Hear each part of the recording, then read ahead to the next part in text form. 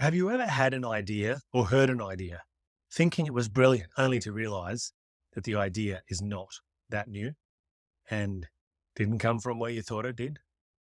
Welcome to the discipline of organizational psychology, which will surprise you. Hey, it's Andrew, and this is Safety on Tap. Since you're listening in, you must be a leader wanting to grow yourself and drastically improve health and safety along the way. Welcome to you. You're in the right place. If this is your first time listening in, thanks for joining us, and well done for trying something different to improve. And of course, welcome back to all of you wonderful regular listeners. Industrial and organizational psychology, or IO psych, as the insiders often call it, is well over 100 years old. It was labeled as an exploration of real life psychology, as distinct from clinical psychology in clinicians' rooms or the laboratory where it was studied in artificial circumstances. Its official birth date is suggested to be 1913, with the publication of the first text on the subject, which was called Psychology and Industrial Efficiency by Hugo Munsterberg. How is it that such a field with 100 years of history and research and development is just not that familiar to most of us working in health and safety? Well, today I hope that'll change just a little as I dialogue with Diya Dey, an organisational psychologist based in Melbourne, Australia. Diya has experience in both consulting and working in-house and is currently organisational psychologist focused on organisational wellbeing in the Victorian State Government.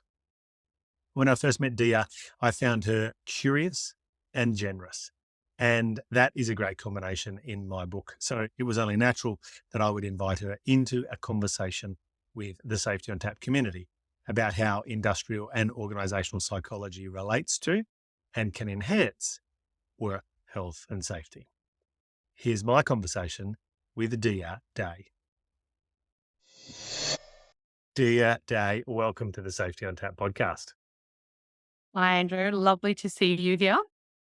Thank you very much for joining us. I met you a couple of months ago in Sydney at the Global Health and Safety Conference. And I don't know, it only took me a couple of minutes to go, I think we've got to have a conversation together, not just because you're awesome and have some awesome stories to tell, but also because I think we in the Safety on Tap community need to broaden our horizons about the ways that we can improve work and manage risk for the people that we serve. And I was reflecting on it thinking, well, how many industrial and organizational psychologists do I know? And I don't know many at all. I mean, I know a couple, but I don't know many at all. And so I thought, well, maybe that's actually reflective of our experience more broadly as professionals, which is that we're just used to being in our lane and we don't even know that there are these amazing human beings out there with deep psychological background, but not from a clinical point of view, which is usually how we think about psychologists, but from an industrial and organizational point of view. So can you tell us what is an industrial and organizational psych? Well, industrial and organizational psychology is essentially looking at human behavior within the context of the workplace. So you could look at it from different lenses. So you can look at it from the individual point of view. So thinking about, how do we motivate people? How do we develop people? How do we get the best out of them and help them perform? You could look at it from the interpersonal point of view. So, in the workplace context, we're always interacting with each other. We're not just there by ourselves. So the team context or leadership and dynamics, interpersonal dynamics that come up, or even things around conflict. So we study some of those factors. But then there's the final lens, which is around systems. So our behavior at work is actually the result of systems and organizational systems, like the kind of policies we have, the kind of processes we have. And this is where a lot of the safety elements actually come in. So we look at how some of those systems that we have at work and actually influence people's behavior, and how does that help drive performance, both for the organization and for the individual, but also the well-being outcomes. So that's probably a more holistic way of looking at it. And it's those interaction of that individual, interpersonal and systems that we're really interested in. So it's everything basically is what you're saying. Pretty much, pretty much. Go on. If you think about, say, most psychologists will deal with the person, right? Yep. And Yep. you're talking to understanding what's driving the person's behavior, what's going on for them. Whereas, as an organizational psychologist, we're looking at, okay, what is it about the system or the organization that's making the person behave in a certain way? And a classic example of that, which a lot of people in health and safety will be able to relate to, is that the fishbowl example. So if you've got a fishbowl that's not been well maintained and you find the fish is not doing very well, you have option one: take the fish out, nurse it back to health, and put it back into the tank without doing anything to the tank. Likelihood is the fish will be okay for a little bit, then it's going to go back to not being well because we haven't done anything about the actual bowl. We haven't cleaned it. So us as organizational psychologists, yes, we look at how do we get someone back to health and look at that individual factor. But at the same time, we're thinking about how do we prevent this? What's actually caused this person, or, what's caused it to fall sick to begin with? Yep. And the solution there is, we have to fix the actual fish tank. Otherwise, it's not going to work. I love the metaphor. And as you're telling it to me, I'm nodding, obviously, because that's kind of the way that I tend to think about things. I'm also thinking about many of our listeners for whom the last few years has probably signaled a shift in the work of health and safety, which is in two parts. And so I'll share some of my thoughts in these two parts, and you can take this whichever way you want to go. The first one is that shift away from just the individual to the system, given that a lot of the philosophical and practical anchoring of health and safety work has been around the individual. So, for example, when an incident happens, there's so much focus on the individual decisions or, acts or omissions of, the people who were closest to the event, as opposed to zooming out and having a look at the system. Now, we have processes like ICAM and for investigation and things like that, that on paper talk about organizational factors, but in practice, almost never actually go in that direction. We are experiencing a significant shift in terms of our expectations as professionals, understanding and managing psychosocial risk. With new regulations in Australia, mental health obviously is gaining greater focus in lots of countries around the world. But before that, it was all still like, wellness and health and mental aspects were all about individual people, because it's what's going on in their head or their life or what they bring to work. So we've got kind of this interesting shift of we've been so anchored on the individual for so long that there's a shift that's starting to happen. It sounds like is, what you in your discipline have been familiar with for a very, very long time. But the other thing too is that you kind of touched on this idea that it's not just about finding sick fish and cleaning fish tanks, that it's also about how do we look after the fish tank in the first place, which flips our focus because safety is so often focused on things going wrong. Now, for very clever listeners, they might be thinking, well, that's all New View safety. That's all Sydney Decker and Todd Conklin stuff. But what I'm hearing from you is this entire discipline of psychology that's been around for a very long time, for whom those ideas are not new. So which way do you want to go with that? Focusing on the positive and success at work, or the shift from individuals to the system? Where do you want to go with that? Maybe let's start with the shift from individuals to the system, because I admit, I think even when I started out, I did a lot of work. Organizational psychology is quite a broad field. So you've got your areas, people who work in recruitment, they'll work in recruitment and selection, then leadership development's a big part, team development. That's actually where I started. And so I was doing a lot of work around capability building, and I enjoyed those things. And then I remember we started getting asked to do organizational reviews. A lot of organizational reviews where they're like, oh, we've got something that's happened and we need someone to come in and look at why it's happening and tell us how do we fix it. So one of the major reviews that I'd gotten involved in very early on in my career was we got to do a fascinating cultural review of Barwon Prison after Carl Williams' death in custody, which Mhm. was very interesting. It was an occupational violence incident. It was politically charged. And Yep. after the initial incident review concluded, one of the recommendations was to do a organizational cultural audit and review and look at what's going on and are there systemic factors that are at play there. And we got to do that. And it was fascinating because you go in, you look at, the organizational data, you speak to individuals. So you do a lot of interviews and you look at different stakeholder groups, focus groups, do a survey, look at good practice in that space and put together recommendations.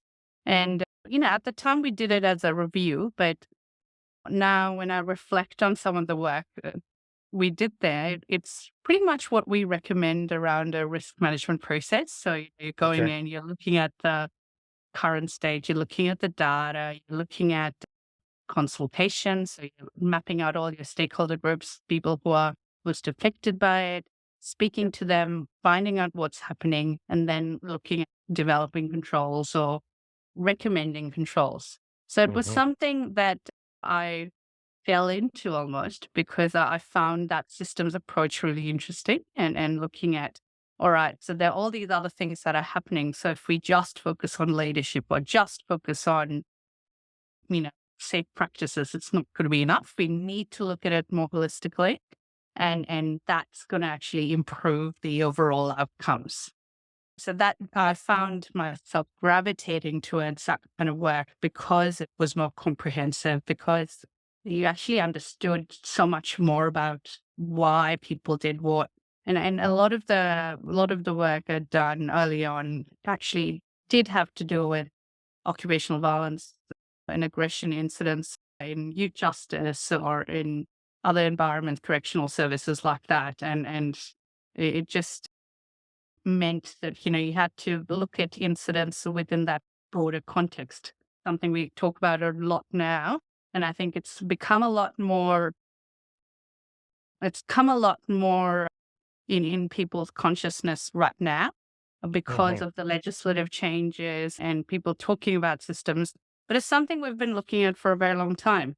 And one of those shifts that I remember very early on, we used to do a lot of workshops. Clients would ask us to do workshops on, run something on building resilience. Yeah. And, Yeah.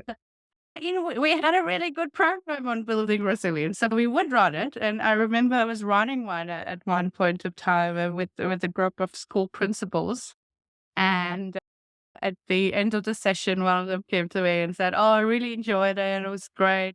But I have to say, my phone kept buzzing. I could see my phone, buzzing away while we were in the workshop.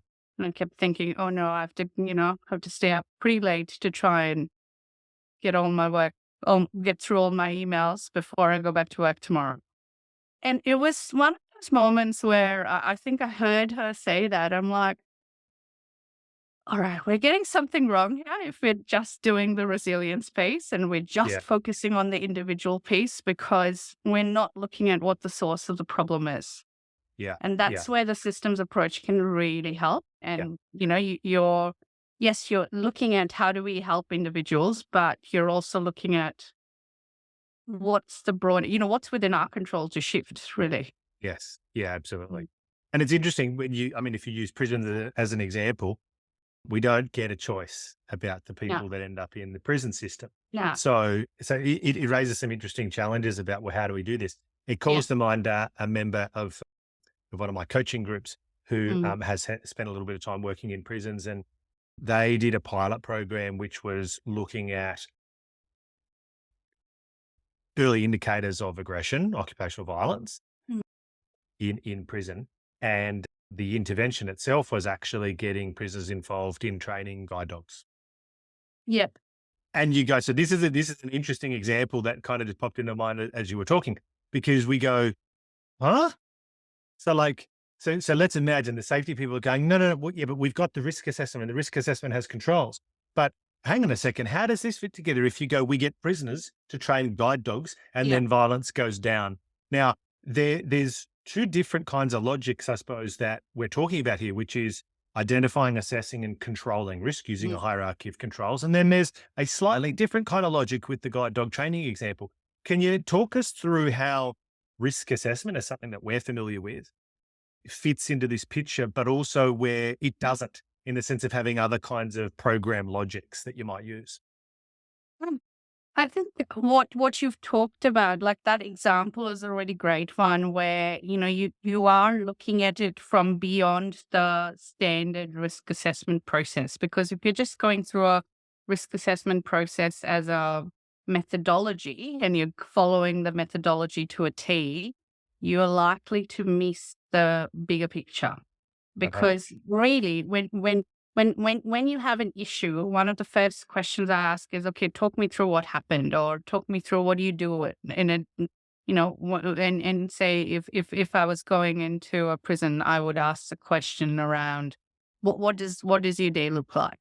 What do you do when you walk in? What do you do, and what do you think of when you're walking into or in an environment like this? So what are some of the considerations that come to mind? And sometimes, if they've got, because most places have processes, right? But sometimes you'll find people aren't using those processes, or, their workarounds, and even understanding why those workarounds happening. So you're almost doing a bit of a workflow mapping of what people's behaviors are Yeah. and why they're doing what they're doing. Yep. Yep. And, The word that and comes to mind for me is the worker's experience, which you would say like trying to understand a customer's experience. absolutely, absolutely. So you're trying to understand that.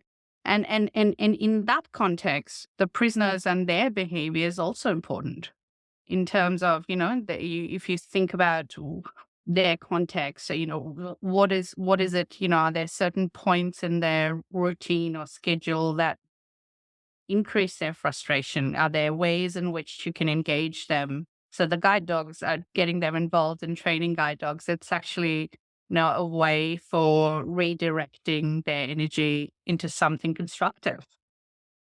Because a lot of times the outbursts that happen or the behaviors that you see, it is the result of people being incarcerated, being bored, and not feeling like they've got an outlet. So that's where a lot of the rehabilitation programs and things like that come in.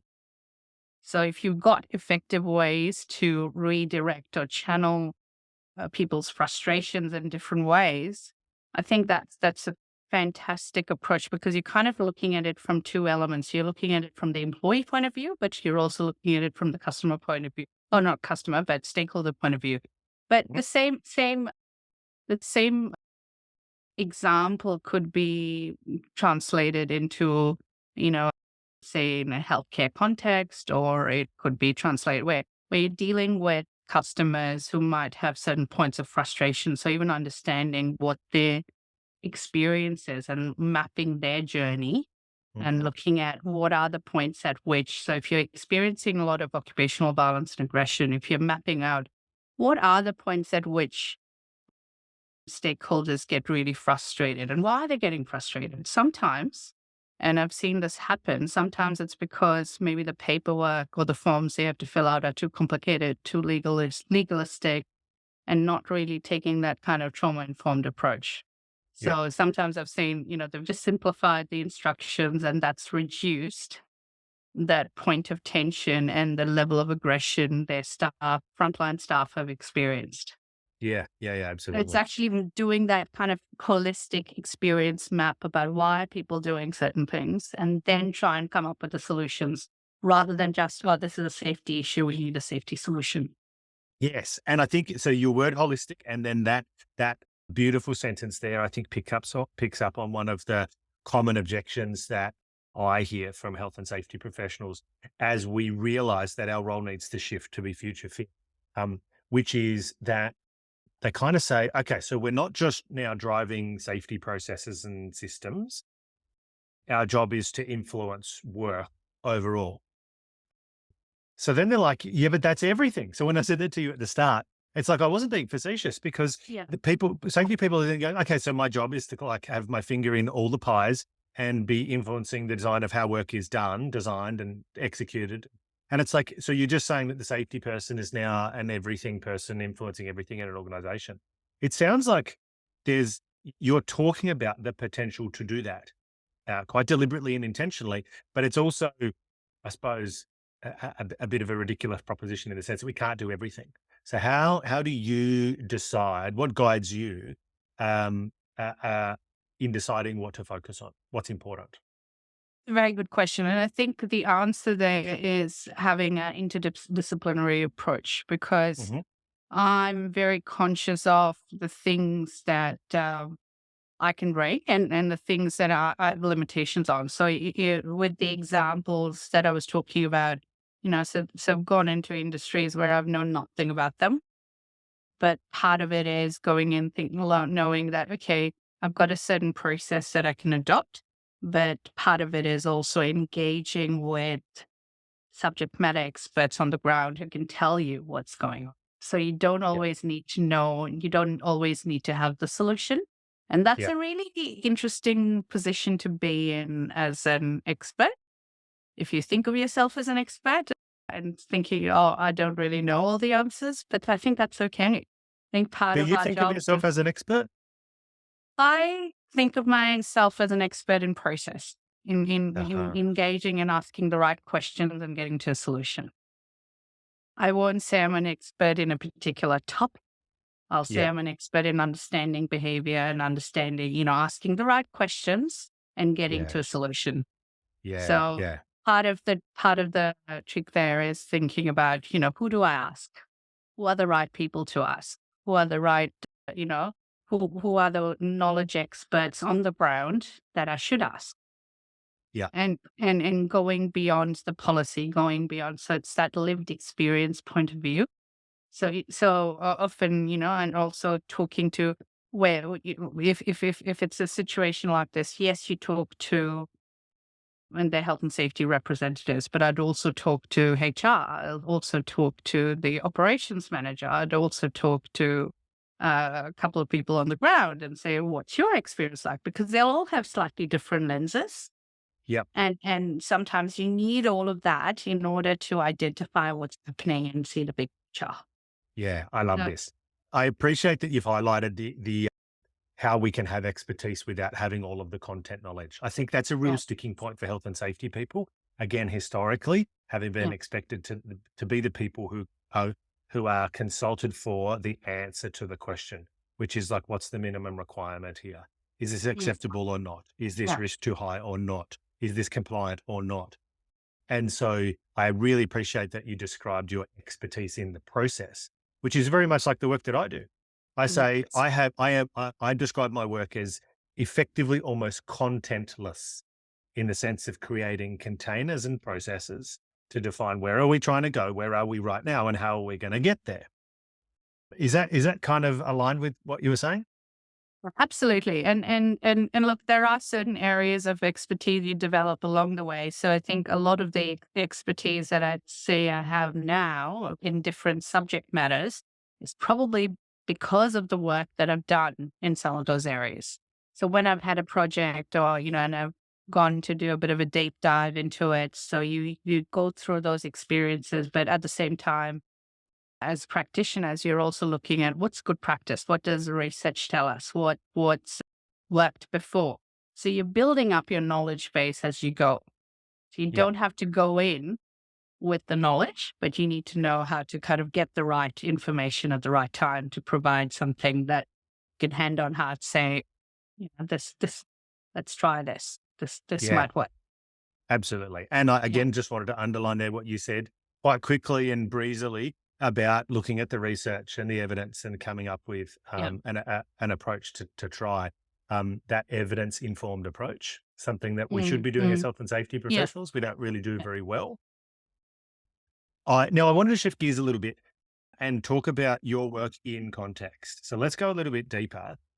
Like I said, I really don't know that there would be many people listening to this who would be able to point to the IO psych in their organization, whether that's the specific role or whether that's, say, someone in HR or in design or whatever. So tell us a little bit about where do IO psychs live in organizations? Where do you live in your organization? Hey, it's Andrew with a quick reflection about performance. No one wakes up in the morning thinking, I wish I had a coach for work. So it's pretty normal that coaching isn't a concept that's on your mind. What I do know is from working with hundreds of health and safety professionals, what's more likely to be in your mind are the frustrations you might be feeling about making change, or the doubts you have about your ability to step up, or concerns you have about the capability of your team to better service the needs of your organization. Or maybe you're excited but unsure about your new promotion, that expanded responsibility, or how in the heck you'll develop and deliver that new health and safety strategy. These are the everyday things in the game of health and safety practice. Some good, some not so good. A coach is not on the field of play with you. They don't pass you the ball and tell you what to do. A coach helps you be ready for the game, to prepare a plan, to develop the skills or the capabilities for the next challenge, and support you through the losses as well as the wins. Coaching is not evaluated on your participation or the time spent. Coaching is only evaluated on its outcomes for you, and they can be pretty awesome. Coaching is one of the most effective forms of professional development I've ever seen. I have a long list of stories and people who I can put you in touch with to tell you exactly how they've benefited from coaching with me. And it's a pretty smart investment in valuable resources for you and your team. If you want to explore how coaching might help accelerate you and your team's success, visit www.safetyontap.com/curious. I think traditionally a lot of organizational psychologists so if you're working in-house, a lot of them might be in the people and culture space, they might be in the change space, lots in the leadership development and recruitment space. But more and more, I think in the last few years in particular, there has been a bigger focus on psychosocial hazards and looking at, and there are more of my colleagues who are working more explicitly in the space, and we've got a good understanding of quite a few different dynamics there, and bringing all of those perspectives together. So for myself, like I started out in consulting, so a lot of org psychs work in consulting as well. So they may not use the job title organizational psychologist. They might go as management consultants sometimes, but that's the expertise they're bringing. So I worked Yeah. in consulting for about eight years, a little over 8 years before moving to the public sector, and so I think that's where sometimes you may not know them as org psychs, but one of the Yeah. things I've come to realize more and more is that perhaps as a profession, we need to own that a bit more. So I know when I moved to the public sector, one of the things I negotiated up front is that I want my job title to be organizational psychologist. And that Right. made a huge difference because, you are bringing that, you are bringing a level of technical expertise and being able to say that and be able to influence the right way. I think that really helps and gives you credibility to have that level of influence, to bring that level of assurance. I think that's where I'm seeing organizations actually have that in their job title or require that qualification because they're looking for a level of assurance around their practices and Yep. being able to meet some of the regulatory changes that are coming up. Yeah. Okay, cool. No, Yeah, I yeah. appreciate that because I think the language really matters. And if there are org psychs running around with other job titles, you kind of got me thinking, going, well, what is the customer relationship? And when I say that, I'm thinking both the case of, buying the services of external providers, like you had mentioned you've done earlier, and people like you in your current position Yeah, in a very large organization in government, where you've yeah, got internal customers who you're trying to serve as well. So it really got me thinking about what is the initial customer transaction interaction look and sound like because I'm sure people don't wake up in the morning and they say, you know what, I need an org psych perspective on this. And certainly some people are allergic to using consultants because often they get people who borrow their watch and tell them the time, which I think is an unfair characterization of the work that you've just described. So yeah. what does it look like to initiate an interaction, whether it's from a consulting point of view or an internal point of view for you? Yeah. For me, I think a lot of When I was in consulting, a lot of my clients used to approach us with problems, like problems that they're having. And sometimes, sometimes they would come to us asking for a solution, and I'd still go back to, tell me the problem that you're trying to solve. Because sometimes the solution that the client wanted perhaps wasn't the solution that they needed. Yeah. And that's where I think that's one of the skills around consulting, to kind of really help them identify what is it that we're trying to solve. And you'll see this a lot with solutions around, run training. Even in my current role, I think sometimes I get asked to, can you come do a 10-minute talk on resilience or, burnout? I'm like, yes, that's going to fix everything. Magic wand. Uh, Let me see your that's- timesheets. That's a different kind of question, isn't it? Yes, yes. So it's a part of it is, I think, that education piece when clients come to you. But the more and more I feel like, if you do that really well, they recognize you as someone who can help them solve problems, really complex problems in the organization, and Great. That's a unpick pretty what's cool happening. thing, Yes. to put So underneath your job title. I absolutely. solve really complex problems. Yes, it is solving complex problems, and understanding all those dynamics that go into it, and being able to come up with something that's going to actually solve that particular problem. So you're not using a cookie cutter approach, Yeah. and you're not going with, these are the programs we have. You're actually looking at, okay, tell me what's the issue, and let's try and work it out. Yeah. In my in-house role, so last 7 years I've been in-house in government, and they've ranged from, so I started off in government and education, where my role was to design and implement a statewide mental health and wellbeing strategy for school principals. So that was a very big piece of work where, it was about the strategy, looking at the different moving pieces, understanding the issues and pain points, and being able to design something comprehensive. Whereas the current role, I'm in an organization which is a law firm within government. So we operate like a private law firm and have the challenges of a regular law firm. But then you've got the additional complexities of being within government, which is in-house. And my in-house role is more as a organizational wellbeing advisor. So that one has a level of, yes, you're looking at that strategic lens about what the issues are and what do we need to do. But part of my role is also in that responsive and designing the interventions, running the interventions. So I often operate a little bit like an in-house consultant. So I see the different branches that I work with, or the different leaders I work with, as my internal clients. And again, my approach very much with them is also still very much looking at, what's the issue we're trying to solve? What's the problem? Let's talk through it. What do we need to do? What are some of the options? And being in-house, one of the advantages is you also get to see all the different disparate pieces coming together. Yeah. So, rather than just being in that space where you're fighting fires or responding to this bit or that bit, and you start seeing the trend, and then you can actually do something about the trend, and you can say, okay, overall. So I remember after my first year in my current role, I did a bit of a current state analysis, and I'm like, okay, I've done a lot over the year, and I've done lots of different pieces.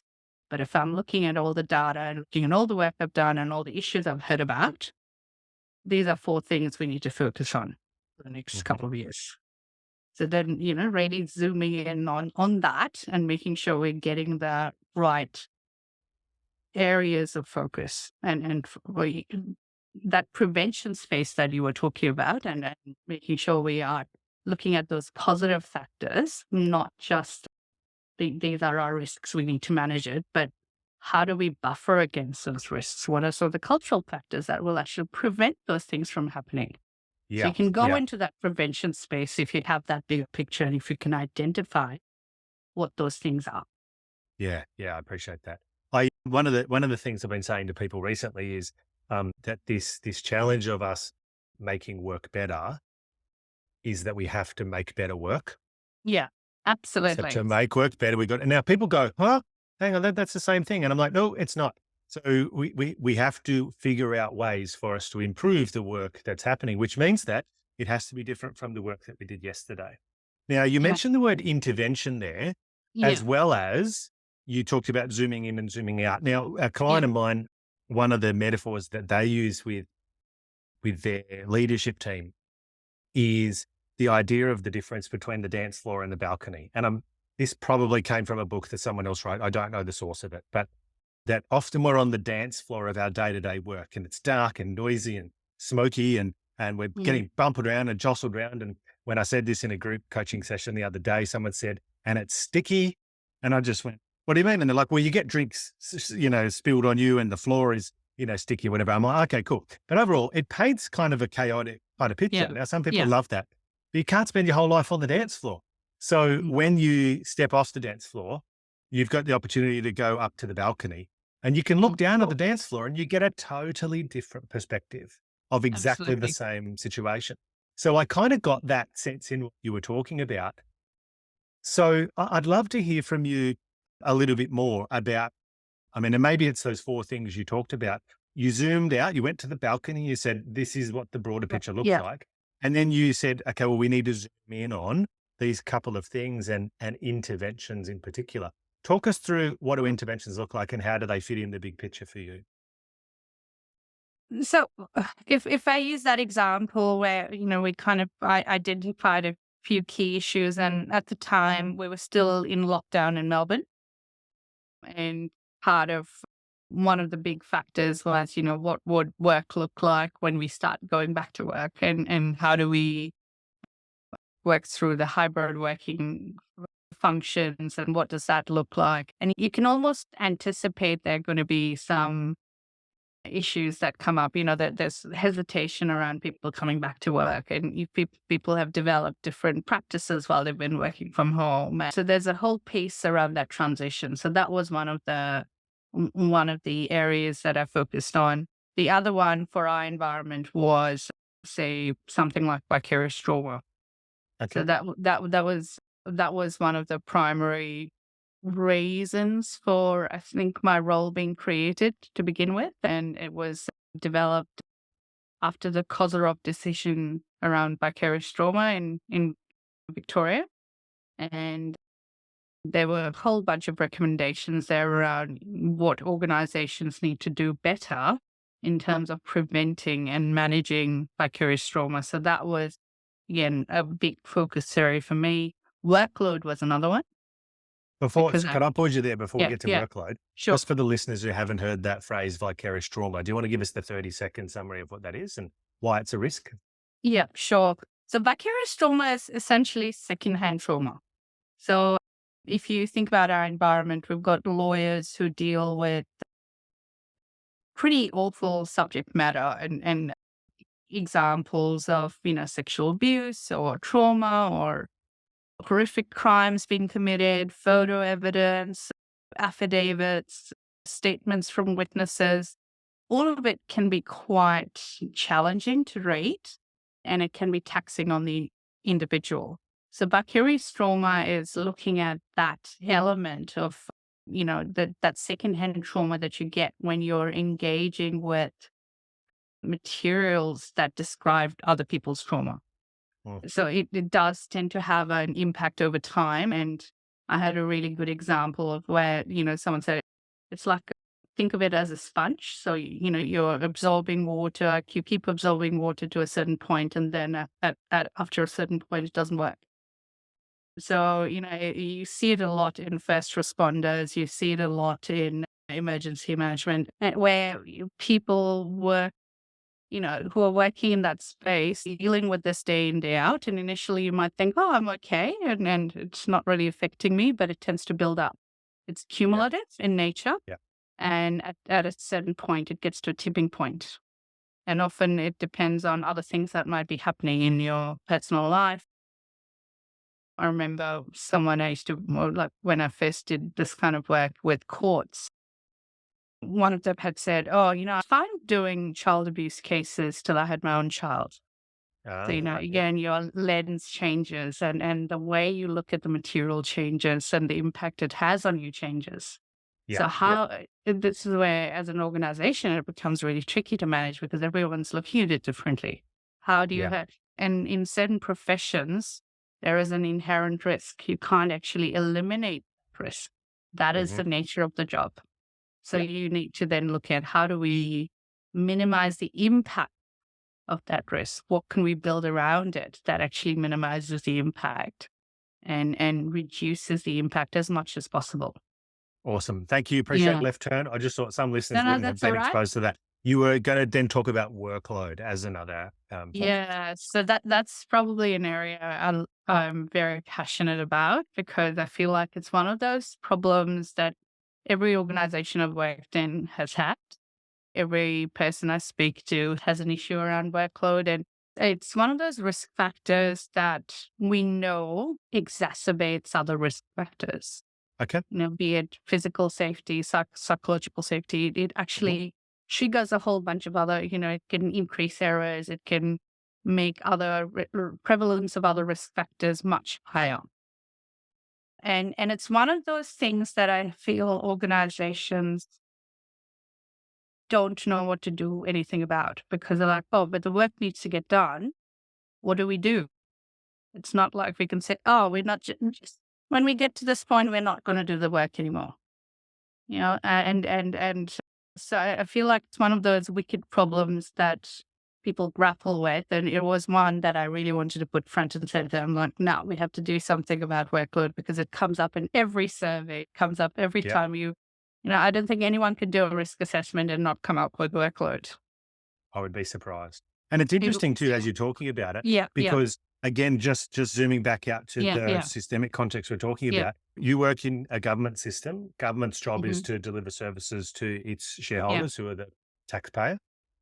And so, like, it's not like you can dial that down or dial it up. I mean, No. crime and those sorts of things drive workload in your system as opposed to other things in for-profit contexts, which is around shareholder Mm-hmm. return and whatnot. So, without us kind of going down the rabbit hole of the ills of neoliberal capitalism and stuff like that, I'm really curious. How have your interventions around workload evolved? What do they look and sound like? Yeah, Give us yeah. a detailed kind of insight.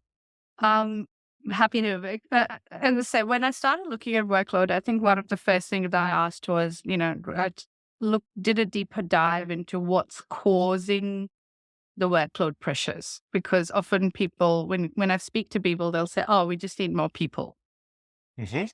and we're in a market where it's hard to get people, the right people, and we've got budget constraints to think about, or right now every department's downsizing and looking at how do we do more with less.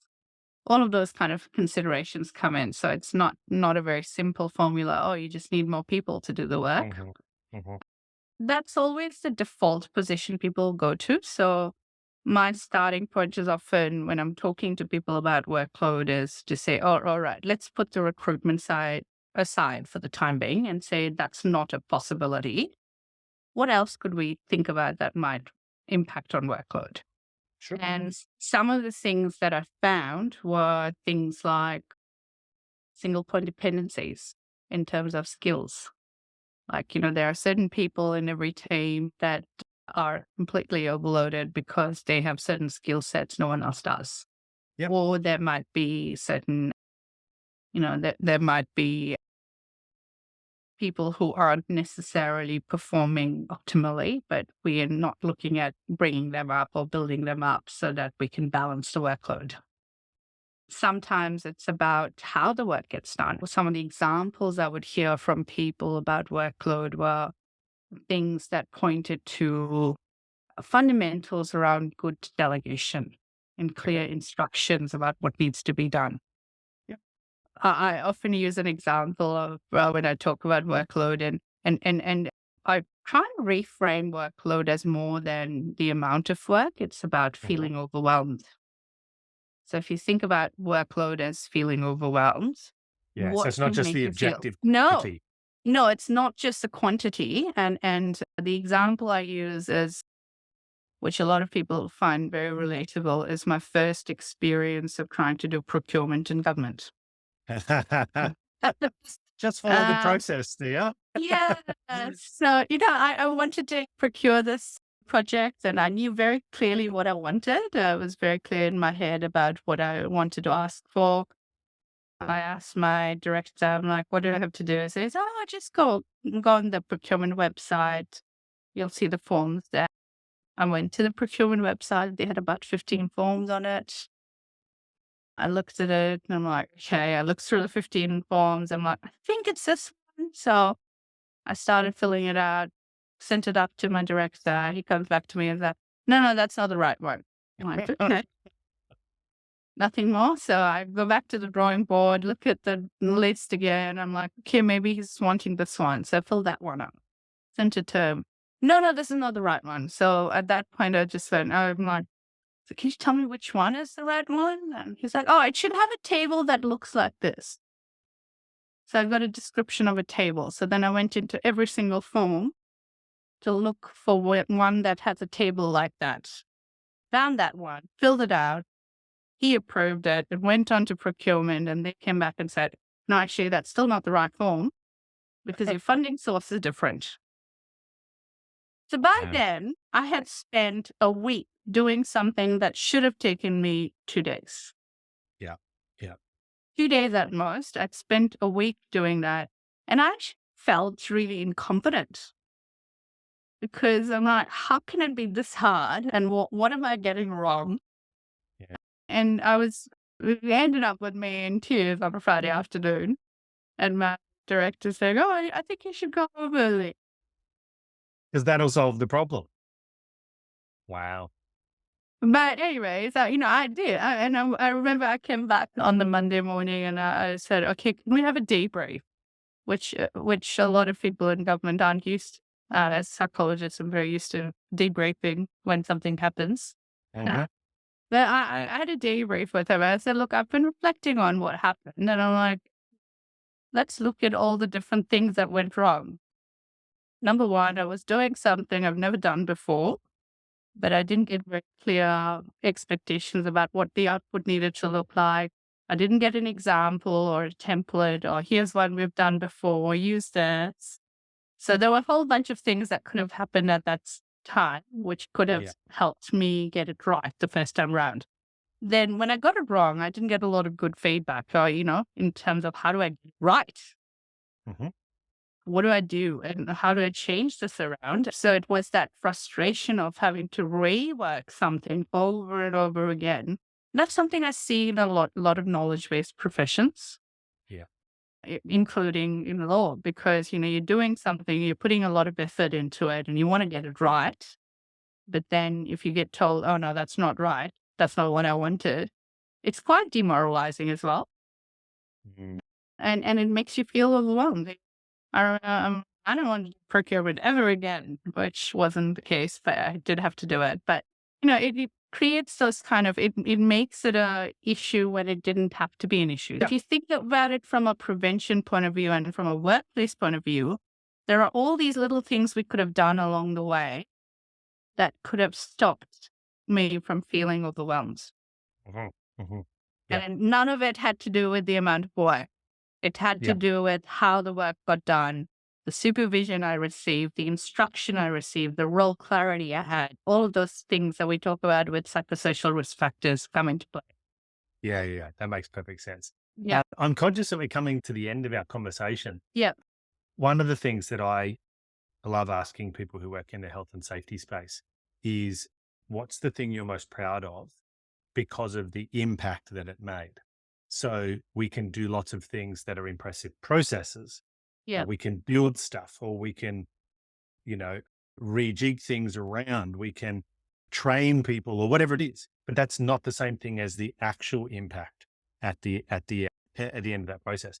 So can you tell us a story or a situation when you were most proud of the impact that you were able to make through the kind of work that you've been telling us about today? I think the work that I did in Department of Education with Principal Health and Wellbeing is a good one. That I'm very proud of the work that we did in that space because coming into it, I think there was a lot of skepticism within the profession about anything changing and anything being done differently. And Yeah. the process that we adopted, so we really took a very consultative approach, understanding what the issues were.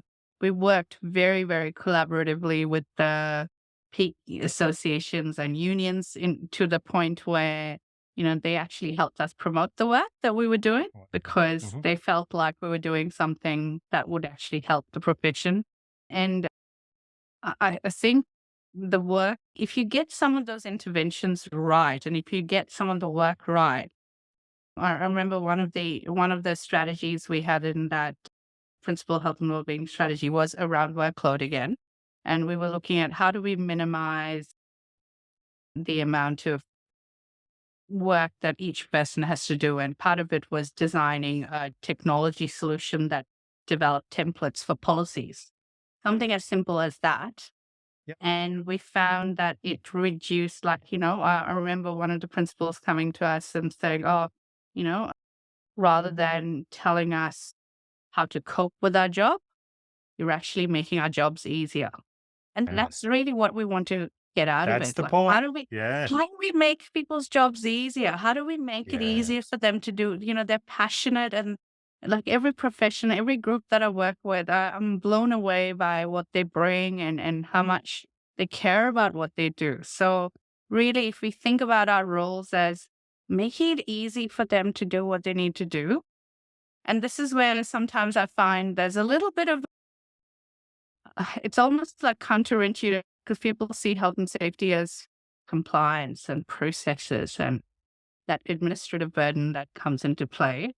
Whereas I think like if we want to get this right, we actually need to think about those things and how do we make it easy for people to do what they do.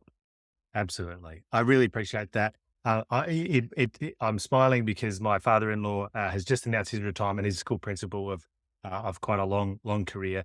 And I remember in the last couple of years how he would come to me and he would say, Andrew, explain to me how it is that the board and the system that he works in Yeah. is now introducing this new software process and all these checks and assurance and all that sort of stuff, which is all for safety, child safety, as well as occupational health and safety.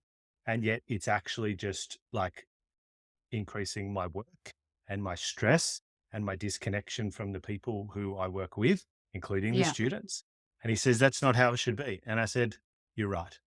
I said, this is a great example, I think, that picks up on the opportunities you're talking about of bringing in organizational psychology Yeah. perspective Yeah. into making work better. So, And part of it is looking at it from that safety culture perspective. So, how do we think about, what does safety culture actually mean? Safety culture means that you're thinking about safety implications in all your decisions. So often in larger organizations like education, where you've got different policy teams looking at different things, they're looking at it in their in their little silos. They're not mhm, thinking about it, the flow on impacts, and not mapping out what will this look like. They're not thinking about, okay, so what are we actually asking people to do? Is it going to be easy for them to do it? How do we make it easy for them to do it?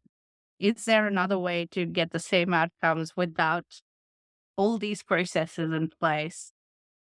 So it's about getting that balancing act. And that's where sometimes people don't follow processes because, I remember someone that, I started reading the policy and I saw it was, I got to page 10 of 150 and I'm like, okay, that's it. I'm going to close it. If I get something wrong, someone will tell me how to fix it. So that's the risk we run if we're not making it easy, if we're not thinking about how do we really make it very, very simple for people. Our CEO often says, tell me, what are the three things? Give me three things. He likes three things. So I'm like, okay, so I think about it like that. They're busy and have a lot on their plate. So how do I give them three things that we can focus on? yeah, Or three yeah, things we can do at a time. So that it's bite-sized pieces and the little things that make a difference rather than an overwhelming transformation pace that you're like, oh my God, this is too much on top of everything else I do. Too much. Yeah, that makes sense. I think it's a perfect Yeah, way to yeah, finish yeah. too. Dia, I really appreciate you giving us an insight into what IO psychs sound like and look like and the kind of impact that they can have in organizations. So thanks for joining us on the Safety on Tap podcast. Been a delight talking to you. I should have clarified at the start. We talked quite a number of times using the word systems or system. If you're relatively new to the podcast, you may not know that more often when we talk about systems here, we aren't talking about safety management systems in the ISO 45000 sense. We are talking about little s systems, which is the catch-all phrase to describe all the stuff around us. The organization is part of the system, as is the marketplace, your customers, the employees and contractors, the government and regulators, material supply, utilities. These are all part of the system. What makes the system? The system is the interactions between the parts. So work, as you know it in your organization, is a collection of individuals, often organized in teams, interacting with each other with information and raw materials and means of production to achieve the objectives of your organization. That's what we mean when we talk about systems. And yes, our safety systems are part of the overall system, but it's only a very small part. Here's my 3 takeaways from that chat with Diya Dey. Takeaway number 1. Diya gave us some great framing we can use in our day-to-day work. She described looking through 3 perspectives: the individual perspective, the interpersonal, and the systems level perspective. How might you see new risks and opportunities if you took that approach? Where are you currently really zoomed into? And what perspectives are you missing out on or not engaging? Takeaway number 2. Where are the industrial and organisational psychologists around you? Like Dia said, that might not be their job title, but they might be in the cubicle around the corner or the office in the next city. Why not make some inquiries, starting with your HR department and, if you have one, the people in your change management office, to find out if they are around and what are they working on. You might find yourself someone willing and keen to share what they know about organisational psychology to help you and your team be more effective. Takeaway number 3. Dia didn't say this explicitly, but it was an insight that emerged for me from the overall conversation, which was, we don't need to fall in love with a tool or a process or a methodology to be effective. Dia touched on the range of approaches she has taken to understand a problem, to get curious in understanding it better, figuring out options for making things better, testing out those options, and using your actual results as a yardstick for what worked and didn't work. I describe this as being a mercenary for what works, not a zealot using only a limited number of ways to approach your work. A few other episodes that link in with some of the things we touched on today might help you in your listening journey. If you like the idea of organisational psychology, check out the cool work from the behavioural scientists doing some large-scale change that Rory Gallagher shared with us in episode 184. We often get stuck looking at problems the same way. We always have. When all we have is a hammer, everything looks like a nail, is what that sounds like. That's a real professional risk for us. Check out episode 161 to see if you're at risk of this.